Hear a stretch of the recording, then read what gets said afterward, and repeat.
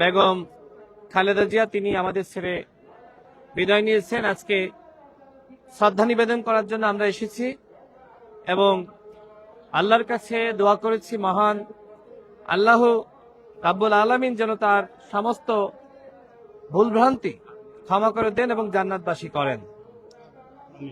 আপসীন নেত্রী, তিনি দেশের জন্য কিভাবে সংগ্রাম করেছেন, ভূমিকা রেখেছেন, বাংলাদেশের মানুষ জানে। তার জানাজায় যেভাবে মানুষ স্বতঃস্ফূর্তভাবে অংশ নিয়েছে, শুধুমাত্র বাংলাদেশের ইতিহাসেই নয়, আমি মনে করি পৃথিবীর ইতিহাসে এত বড় জানাজা আমরা আগে কখনো দেখি নাই। সমগ্র প্রায় ঢাকা শহরে মানুষ জানাজায় অংশ নেওয়ার জন্য তারা কিন্তু রাস্তায় নেমেছিল। অর্থাৎ আপসীন নেত্রীর প্রতি মানুষের যে ভালোবাসা, এই ভালোবাসা আমরা দেখেছি।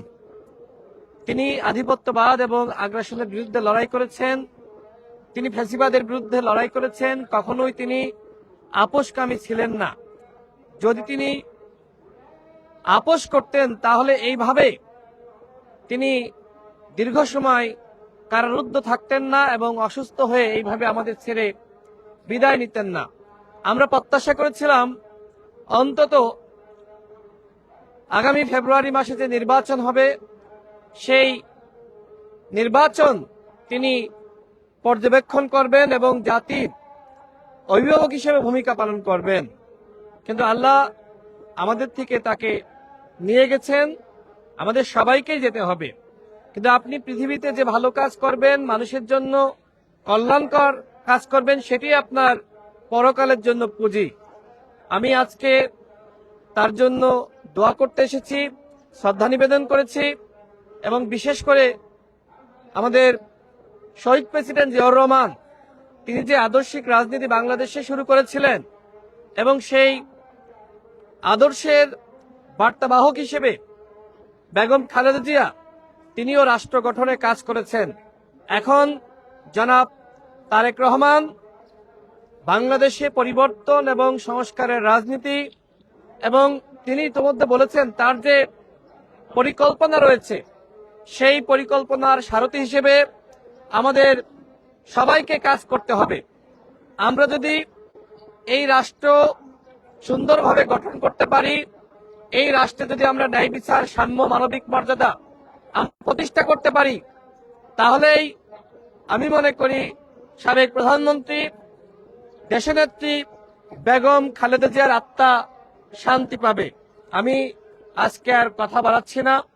আমরা যাকে হারিয়েছি তাকে আর কখনোই আমরা ফিরে পাবো না, কিন্তু তার যে আদর্শ, তার যে চেতনা, তিনি যে দিক নির্দেশনা দিয়েছেন, যেভাবে বাংলাদেশে জাতীয়তাবাদের রাজনীতির হাল ধরেছিলেন, এখন আমাদের সবাইকে জনাব তারেক রহমানকে সহযোগিতা করার মধ্য দিয়ে বাংলাদেশকে একটি নতুন রাষ্ট্র হিসেবে আমাদের গড়ে তুলতে হবে। এবং 24-এর যে গণঅভ্যুত্থান, এই গণঅভ্যুত্থান পরবর্তী সময়ে সাবেক প্রধানমন্ত্রীর সাথে আমার সাক্ষাৎ করার, কথা বলার সুযোগ হয়েছিল এবং সশস্ত্র বাহিনী দিবসে সেদিনও তার সাথে সালাম বিনিময় করার সুযোগ হয়েছিল। এই স্মৃতি আমি আজীবন ভুলব না এবং তার যে আদর্শ ছিল, সেই আদর্শ ধারণ করে বাংলাদেশে যিনি সংস্কারের কথা বলছেন, পরিবর্তনের রাজনীতি করছেন এবং তার যে পরিকল্পনা, সেই পরিকল্পনা বাস্তবায়নে জনাব তারেক রহমানের হাতকে শক্তিশালী করার জন্য এদেশের জনগণকে এগিয়ে আসতে হবে, এদেশের তারুণ্যকে এগিয়ে আসতে হবে। আজকে এখানে আপনারা যারা এসেছেন, আপনাদের সবার কাছে আমার প্রার্থনা থাকবে, দেশবাসীর কাছে আমার প্রার্থনা থাকবে, আপনারা আমাদের সাবেক প্রধানমন্ত্রী দেশনেত্রী বেগম খালেদা জিয়ার জন্য আল্লাহর কাছে দোয়া করুন।